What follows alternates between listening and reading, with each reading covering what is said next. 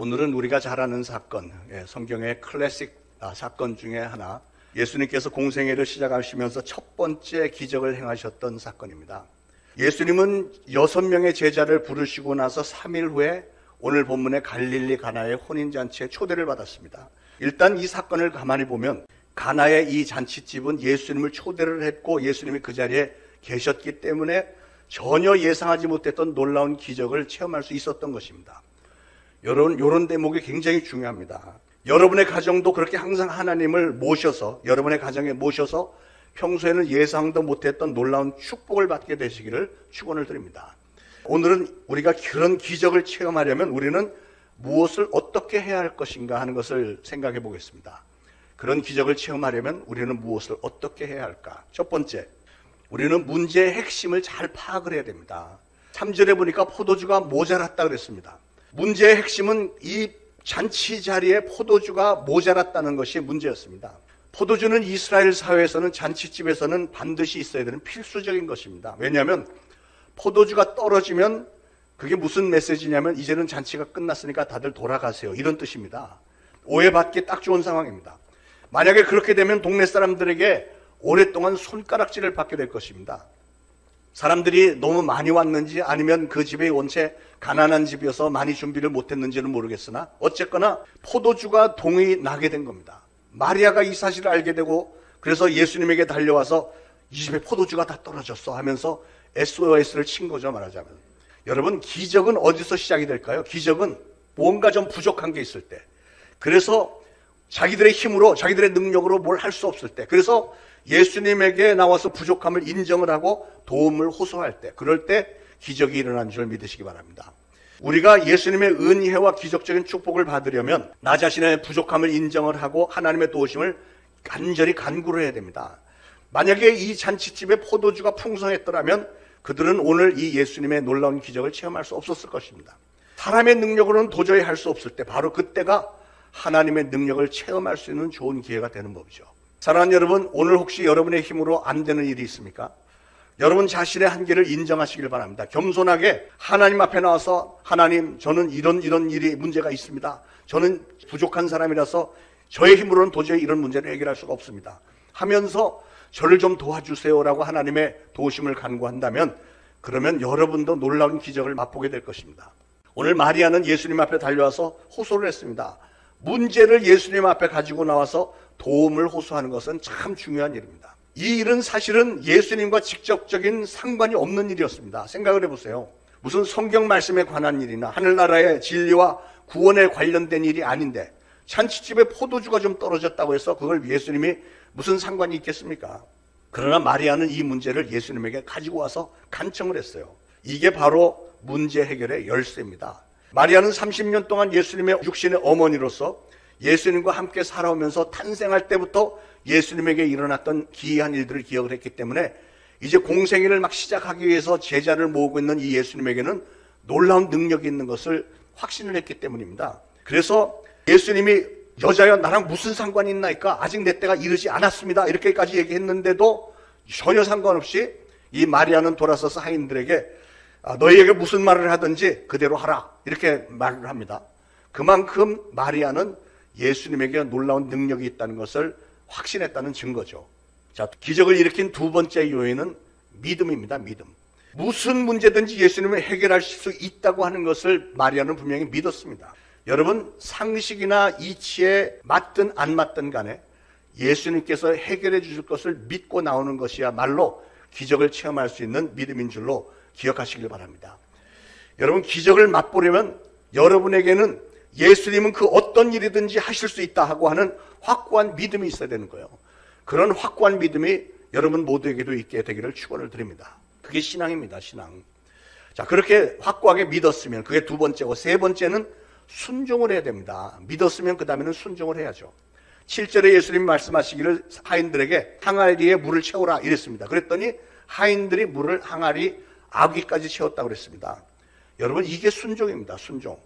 하인들은 그 장면에서 의아하게 생각하고 예수님에게 반문할 수도 있었습니다. 아니, 포도주가 떨어졌다는데 왜 갑자기 물은 채우라고 하시죠? 이렇게 질문할 수도 있었습니다. 그런데 하인들은 전혀 그런 질문하지 않았습니다. 아무리 보아도 상식과 경험으로는 말도 되지 않는 일인데 예수님은 그걸 하라는 거예요. 그런데 우리 예수님을 보시면, 우리 하나님 보시면 상식을 초월하는 순종을 요구할 때가 많습니다. 말도 안 되는 건데 우리에게 요구하실 때가 있어요. 예를 들면 베드로가 밤새도록 그물을 던졌어도 물고기를 한 마리도 못 잡았는데 그런 베드로에게 저 깊은 곳에 그물을 던져봐라 이렇게 명하셨잖아요. 처음 보는 사람이, 여러분 베드로가 어떤 사람입니까? 베드로는 그 갈릴리 호수에서 오랜 세월을 어부로 뼈가 굵고 온 사람입니다. 그 갈릴리 호수 안에는 몇 시에는 어디에 가면 물고기가 많은 거를 다 꿰고 있는 사람이 베드로인데, 그런 베드로가 밤새 그물을 던졌는데 한 마리도 못 잡았는데 새벽녘에 예수님 와서 그러지 말고 저 깊은 데다가 한번 던져봐라. 이게 상식적인 일입니까? 그런데 그런 비상식적인 말씀에 베드로가 순종을 했더니 놀랍게도 세상에 그물이 찢어질 정도로 그렇게 고기가 많이 잡혔다잖아요. 요즘 말로 하면 대박이 난 겁니다. 대박.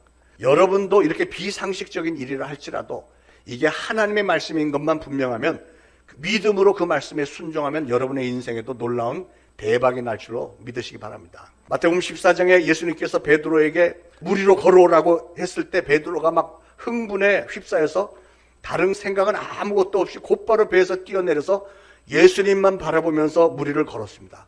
실제로 물 위를 걸었습니다. 터무니없는 비상식적인 일이었지만 예수님의 말씀을 믿고 순종을 했기 때문에 베드로는 물 위를 걷는 체험을 하게 된 거예요.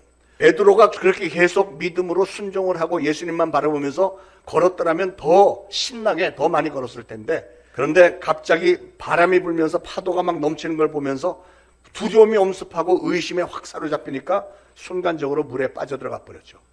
믿음으로 예수님만 바라보면서 순종했을 때는 물 위를 잘 걷더니 자기의 원래 상식 모드로 돌아갔기 때문에 물에 빠진 겁니다. 그러므로 사랑하는 여러분, 여러분들이 이왕 신앙생활을 하시는데 상식과 경험과 지식을 초월하는 믿음을 가지시길 바랍니다. 그게 신앙이잖아요. 여러분, 아니 상식과 경험과 지식만 따라서 살 거면 신앙생활 뭐하러 하십니까? 우리 인간의 상식과 경험과 지식으로 안 되는 일들이 세상을 살다 보니까 너무 많고, 우리 하나님은 그 문제를 해결할 수 있는 분이시기 때문에 여러분이 하나님을 믿고 따르는 것 아닙니까? 우리가 믿는 하나님은 말씀만으로 온 우주 만물, 이 천하 하늘과 땅을 다 창조하신 분이십니다. 제가 요즘에 신학교 강의를 하다 보니까 이제 히브리 말 또 헬라어를 조금 더 많이 쓰게 됐는데, 예를 들면 히브리 말로 이런 말이 있어요. 베레시트 바라 엘로힘 하샤마임 비트 하레츠. 이게 이스라엘 말로 태초에 하나님이 천지를 창조하시니라. 멋있지 않아요? 여러분 생각을 해보세요. 태초에 하나님이 천지를 창조하셨는데 아파트를 한 동을 지으려고 해도 큰 건설 회사가 모든 중장비 동원하고 많은 인력을 동원해도 최소한 1년은 걸려야 아파트 짓잖아요. 15층 아파트 이렇게 짓잖아. 그런데 하나님은 이 온 우주 만물, 지구만이 아니라 온 우주 만물, 유니버스를 말씀만으로 6일 동안에 다 완성을 하신 분이세요. 그런 하나님을 우리 인간의 상식, 경험만 가지고 들이대면 이게 얘기가 되겠냐고요.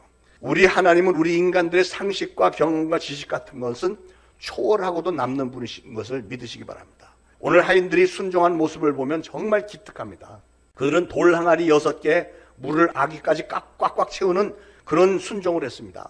그렇게 최대한으로 정성을 다해서 순종을 할 때 기적을 체험하게 되는 거예요. 만약에 그들이 예수님의 말씀을 못 믿어서 항아리 6개 중에서 하나만 채웠다든지 아니면 항아리를 반만 채웠다든지 한 주전자만 채웠다면 그만큼 밖에는 기적을 맛보지 못했을 겁니다. 그들이 돌 항아리 6개 있는 거 전부에다가 물을 꽉꽉 채웠더니 이제 예수님은 연회장에게 갖다 줘라, 그런 겁니다. 그런데 하인들은 지금 속마음으로 자기들이 그 항아리에 넣은 거는 맹물인데, 맹물을 부은 걸 알고 있는데 그 맹물을 연회장에게 갖다 주라니요. 그랬다가 괜히 손님들이 이걸 마시는데 포도주가 아니고 맹물 나오면 누구를 우롱하는 거냐 막 하면서 꾸지람을 듣거나 아니면 매를 맞고 쫓겨날 수도 있는 상황인데, 그러나 그들은 예수님의 말씀에 순종을 했다는 거예요. 여러분, 순종은 어떻게 하는 거냐면 처음부터 끝까지 하는 거예요. 한두 가지만, 한두 번만 달랑하는 게 아니고 순종하기로 작정을 했으면 끝까지 최선을 다하는 거예요. 어떤 일이 일어나는 것은 한두 번의 순종으로 되는 게 아닙니다, 여러분. 순종할 거면 처음부터 끝까지 시키는 거를 전부 다 해야만 기적이 일어나는 겁니다.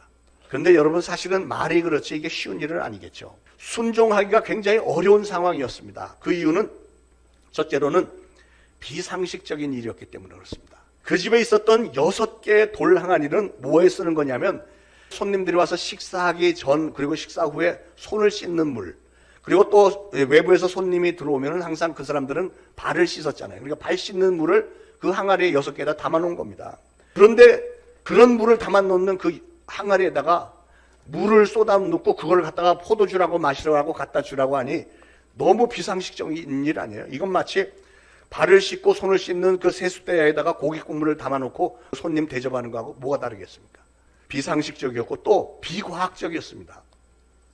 여러분이 잘 알듯이 포도주는 잘 익은 포도로 담그는 거예요. 맹물로 담그는 게 아니고 포도로 담그는 거예요.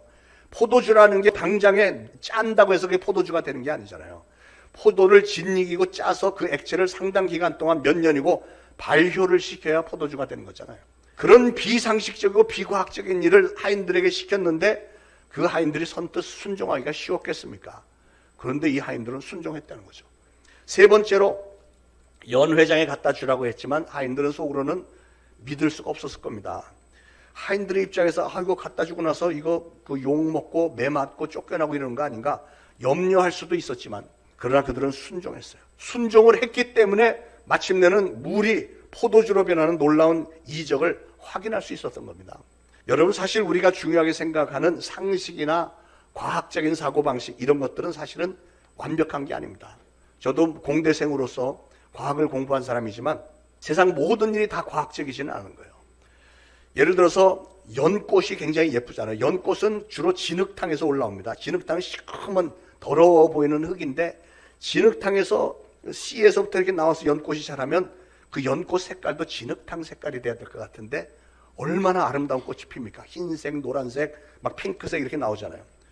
소는 푸른 풀만 뜯어먹고 사는데 그러니까 속으로 들어가는 건 전부 초록색, 푸른 것만 들어가는데 그러면 우유도 푸른색이 나와야 될 것 같은데 푸른색이 아니고 우유가 흰색이잖아요. 사람이 죽는 것도 나이가 많은 사람이 먼저 죽어야 될 것 같은데 실질적으로는 꼭 그렇지는 않잖아요. 젊은이들이 먼저 죽을 때도 얼마나 많습니까? 세상에는 비상식적인 일들이 참 많습니다. 더군다나 이 성경 안에는 처음부터 끝까지 비상식적인 상식과 과학을 초월하는 이상한 사건들로 가득 차 있습니다. 예를 들면 이스라엘 백성들이 애굽에서 나와서 홍해를 건너는데 홍해 바다가 쫙 갈라지고 그 바다 밑을 육지와 같이 건넌 사건. 비상식적인 일이죠. 그러나 이건 역사적인 사건입니다. 이스라엘 백성들이 광야에 나가서 40년 동안 사는데 40년 동안 단 한 끼도 굶지 않았다는 사실. 아무것도 나지 않는 그 광야 모래밭에서 매일매일 하나님이 만나를 보내주셔 단 한 끼도 굶지 않고 고기가 먹고 싶으면 고기도 먹고 했다는 사실. 이게 기적 중에 기적 아니에요. 비상식적인 일이죠. 아수르 군사가 유다를 쳐들어왔는데 18만 5천 명이나 되는 군사가 쳐들어왔습니다. 유다는 맞서서 싸울 힘이 전혀 없는 그런 상황인데 히스기야 왕이 하나님 앞에 간절히 기도를 했더니 어떤 일이 벌어졌죠?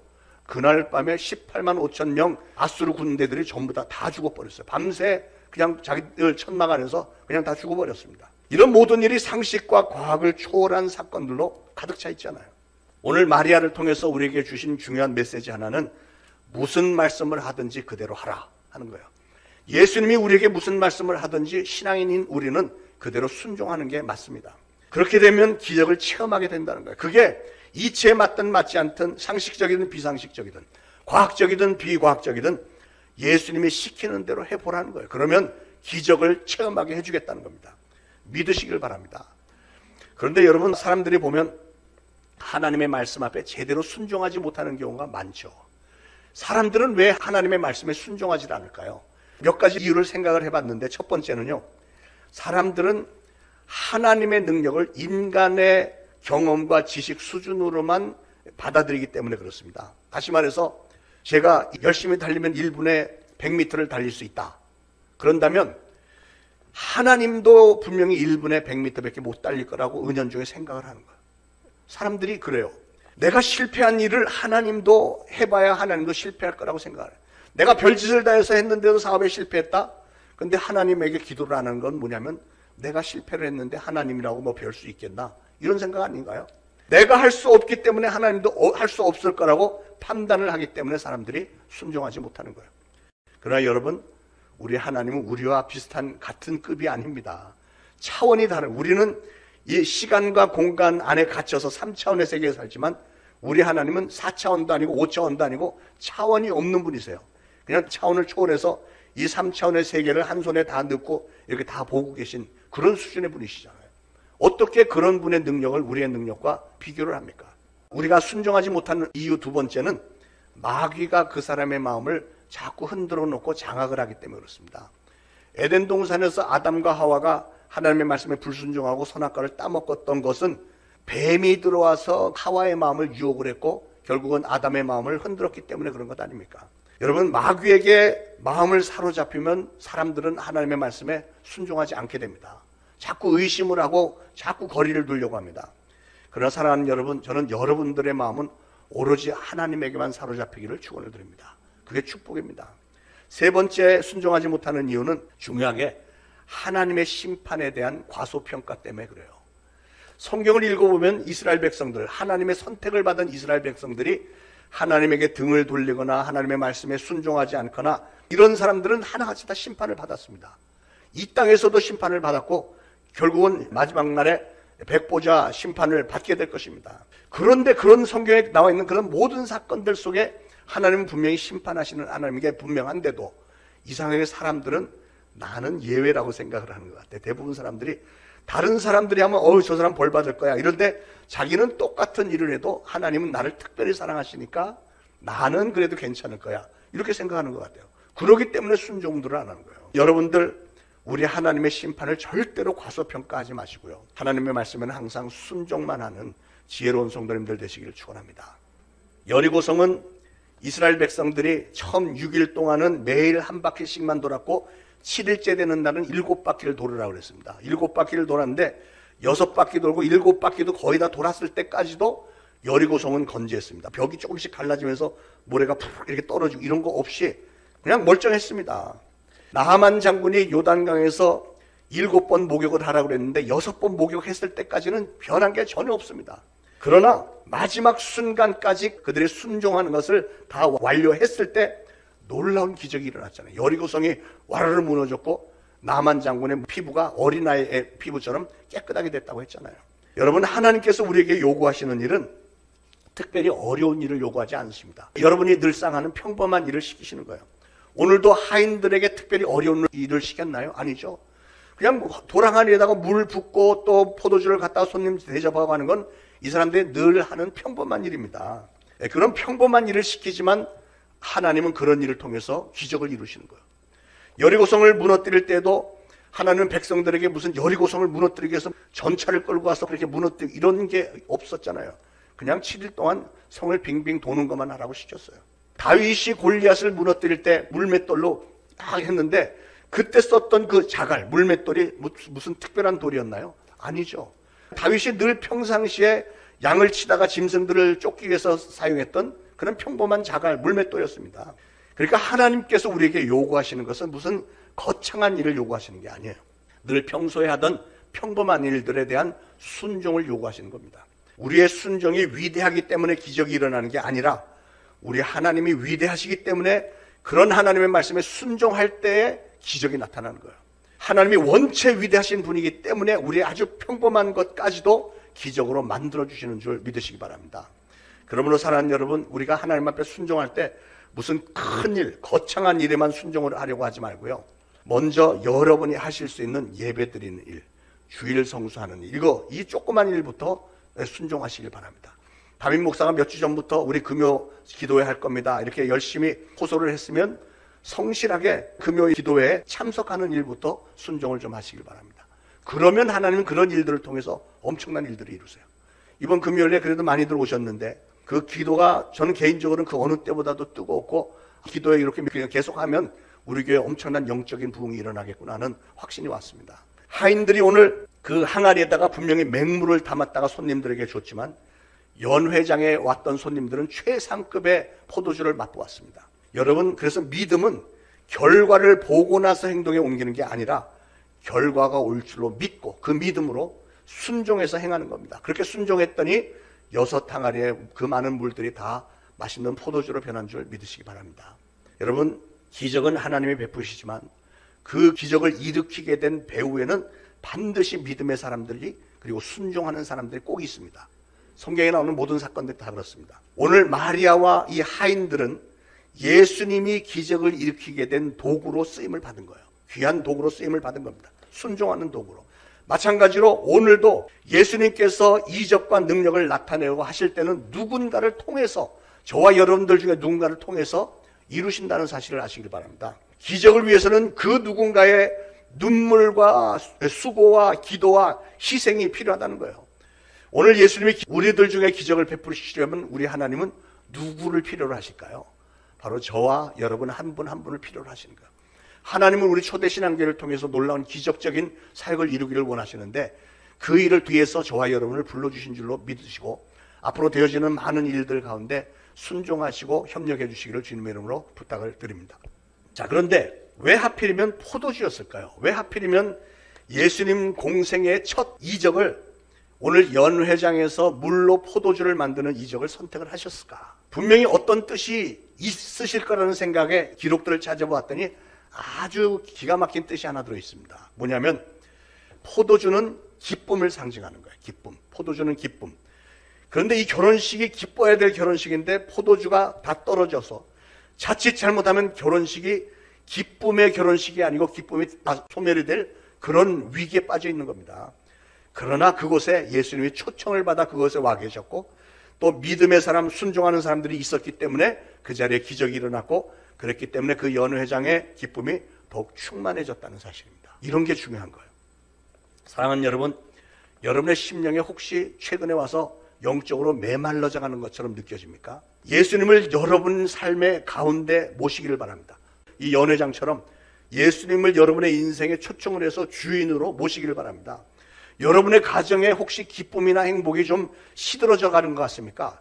그렇다면 예수님을 여러분의 가정에 초청해서 예수님을 중심으로 가정을 세우시길 바랍니다. 가정은요, 우리 신앙인들의 가정은 남편 위주의 가정, 아내 위주의 가정, 자녀 위주의 가정이 아닙니다. 예수님 위주로 가정을 세우시면 가정이 얼마나 평화롭고 행복해지고 기쁨이 넘치는데요. 예수님이 여러분 가정의 주인이 되어주시면 오늘 보았던 것처럼 놀라운 기적적인 사건, 이 포도주와 같은 기쁨을 주는 사건들이 벌어지게 되어 있는 거예요. 오늘 한 가지 또 눈여겨봐야 되는 부분이 하나는 뭐냐면 예수님이 하인들에게 7절에 말씀하시기를 항아리에 물을 채우라 그랬더니 그들이 항아리 아귀까지 채웠다 그랬어요. 그러니까 하인들은 항아리에 물을 채울 때 절반만 채운 게 아니고 아귀 완전히 지금 찰랑찰랑하게 꼭대기까지 다 채웠다는 거예요. 그러니까 하인들이 예수님 말씀에 순종하는데 최선을 다했다는 겁니다. 그 하인들이 예수님의 말씀에 충실하게 항아리에 아귀까지 물을 채웠고 그 다음에는 항아리 뚜껑을 열고 채웠던 물을 떠다가 줬더니 물이 포도주로 변했다는 사실을 알게 된 거죠. 다시 말해서 예수님의 말씀에 순종을 확실하게 해서 물을 아귀까지 찰랑찰랑하게 채웠을 때 그걸 예수님은 우리의 믿음으로 인정을 해주시고 그랬을 때 놀라운 기적의 역사가 나타났다는 거예요. 여기 물을 아귀까지 채웠다는 게 굉장히 중요합니다. 황해도 신천읍이라는 곳에 냇물이 있었고 돌다리가 하나 있었는데 오래전 얘기입니다만 그 다리 옆에는 안전뱅이가 구걸을 하고 있었습니다. 그 옛날에 무서운 깡패였던 사람이 은혜를 받고 부르심을 받고 목사가 된 분 중에 김익두 목사님이라는 분이 계세요. 많이들 들어보셨을 텐데 김익두 목사가 늘 지나다니면서 이 안전뱅이를 볼 때마다 나도 베드로처럼 저 사람을 딱 이렇게 세우면 정말 멋있을 텐데 이런 생각을 늘 했다는 거죠. 그런데 사람들이 있는 데서는 참아 못하는 거예요. 했다가 이 사람이 안 났으면 자기 망신이니까 또 하나님 망신이고 뭐 이러니까 언제 한번 해봐야 될 텐데 그러다가 한 번은 지나가는데 사람이 아무도 없더래요. 아무도 없는데 이 안전뱅이가 한 푼 주십시오. 그런데 해봐야 되겠다 이래갖고 나 좀 똑바로 쳐다봐요. 네, 막 이랬습니다. 그랬더니 왜 나요? 막 이러니까 갑자기 상기된 김익도 목사의 얼굴을 이 안전뱅이가 의아한 얼굴로 쳐다보는데 그 사람은 손을 딱 잡고 은과 금은 내게 없거니와 내게 있는 것으로 내게 주노니 곧 나사렛 예수 그리스도 이름으로 일어나 걸어라 하고 이렇게 땡겼더니 이 김익도 목사가 깡패 굉장히 힘이 센 사람이라 확 가니까 벌떡 일어선 거예요. 그러니까 이 사람이 일어났구나. 그래서 손을 딱 넣으니까 와장창 무너지면서 아이쿠 나 죽네 사람 살려 난리가 났다는 거 아니에요. 그걸 보고 이 김익도 목사가 깜짝 놀라서 충격을 받았습니다. 이게 내가 도대체 무슨 짓 한 거지? 부끄럽고 무안하고 그러면서 아이고 내가 왜 믿음으로 하지 않고 왜 사람들 눈을 의식하면서 이런 한심한 짓을 했는가. 너무 창피해서 그냥 곧바로 교회를 달려갔습니다. 교회로 가서 하나님 앞에 회개의 기도를 했어요. 하나님 용서해 주세요. 이 종이 너무 믿음이 약해서 회개합니다. 이 연약하고 어리석은 종이 하나님의 영광을 가리는 짓을 했습니다. 한 번만 기회를 주세요. 용서해 주세요. 하고 작정하고 이제 기도를 하는 거예요.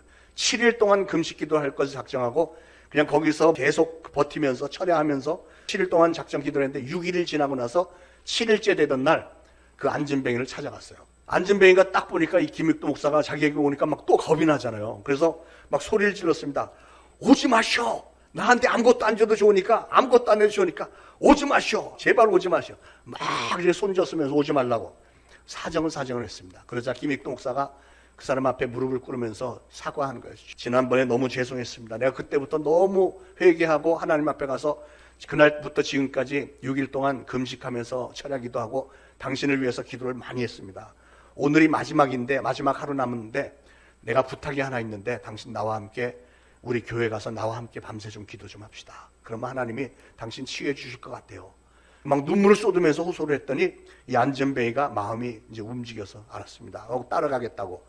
그래서 이 사람을 업고 오는데 엿새 동안 금식을 했으니까 기운이 하나도 없잖아요. 없지만 그래도 아주 죽을 힘을 다해서 업고 교회 가서 강단 밑에 바짝 엎드려서 둘이 열심히 기도했습니다. 김익도 목사님이 얼마나 열심히 기도했더니 온몸이 막 땀으로 범벅이 됐는데 그냥 손을 그 사람에게 얹고 하나님 이 사람을 불쌍히 여겨주시고 정말 치유해 주세요. 하나님의 영광을 위해서라도 꼭 좀 치유해 주세요. 이 걷지 못하는 다리에 힘을 주옵소서 하고 막 밤새 기도를 하다가 새벽에 되니까 계속 기도하다가 새벽이 되니까 갑자기 이 안전뱅이가 다리에 힘이 확 생기더니 벌떡 일어섰다는 거예요. 벌떡 일어서갖고 실제로 있었던 얘기입니다. 그러니까 벌떡 일어서갖고 그때부터 성경에 나온 그대로 걷기도 하고 뛰기도 하면서 하나님을 찬양했다는 거예요. 그래서 만세 할렐루야 할렐루야 너무 감격했다는 거죠. 그리고 나서 김익두 목사가 회고하기를 뭐라고 했냐면 예수님은 우리의 믿음이 요한복음 본문에 나오는 이 항아리의 아귀까지 차오르기를 원하십니다. 우리의 믿음이 중간치까지만 있으면 별로 그렇게 큰 역사가 안 나타나는데 찰랑찰랑 넘치게 충만하게만 되면 놀라운 이적들이 일어난다는 거죠.